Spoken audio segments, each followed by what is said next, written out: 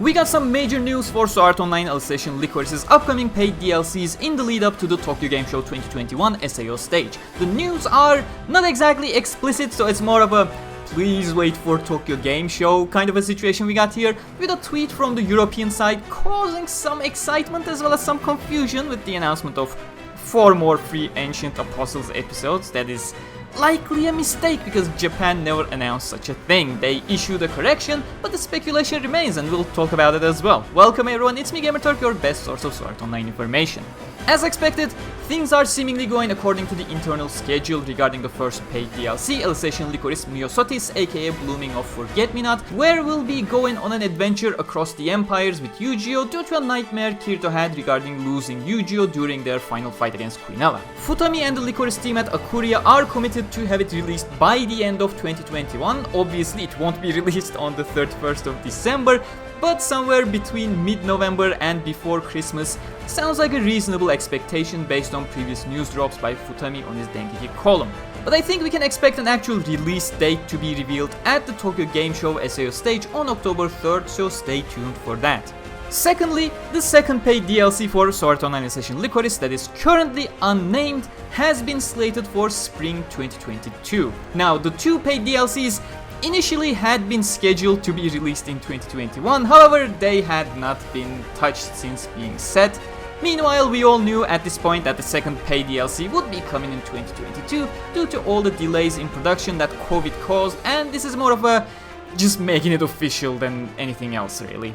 I know there will be some people who still can get angry by quote-unquote delays like this, ignoring the reality of the world we live in right now, but I don't think any of you should take these people seriously anymore, especially after you realize it's pretty much the same crowd who were adamantly claiming the initial game release should have been delayed to make it a perfect release, after also complaining about the initial release date of the game having been delayed from its original release, etc. These people are simply complaining for the sake of complaining and also going as far as harassing the developers, which you should never do. So it's simply best this kind of breed is just left craving for the attention they do not deserve.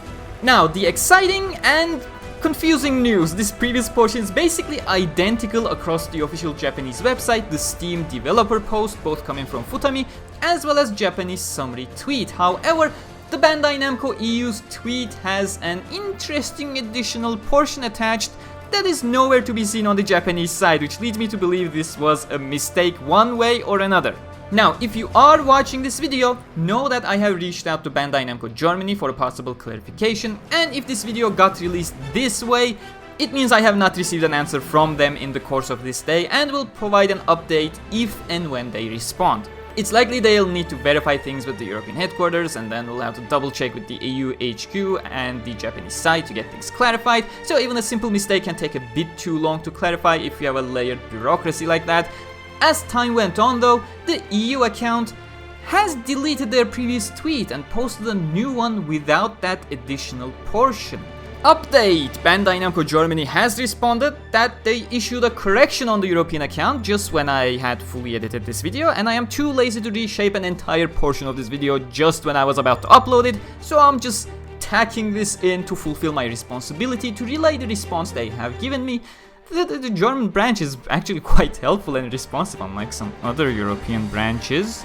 The thing is, the tweet from Bandai EU specifically refers to the 4 remaining Ancient Apostles episodes, implying that we should have known there were 4 more free stories to come, which has never been the case.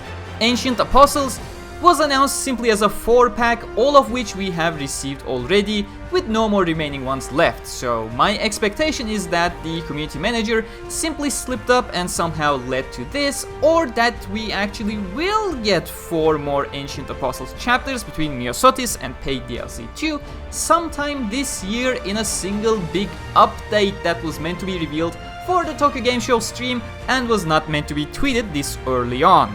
Now, of course, to temper expectations, I wouldn't have found it unreasonable if they didn't talk about 4 more coming in a single update before 2022. I already expect them to have some small things to bridge DLC 1 to DLC 2, especially with the Gameverse heroines arriving and having their own overarching story, etc.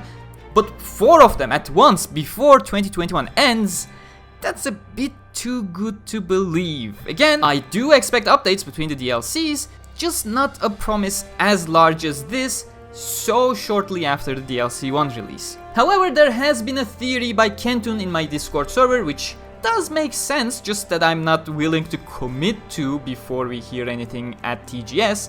The 4 quadrants we see in the Myosotis key visual, he says that technically the Myosotis DLC that will arrive with a large update to install can also feature 4 more Ancient Apostles chapters that will be accessible for everyone rather than only those who bought the DLC.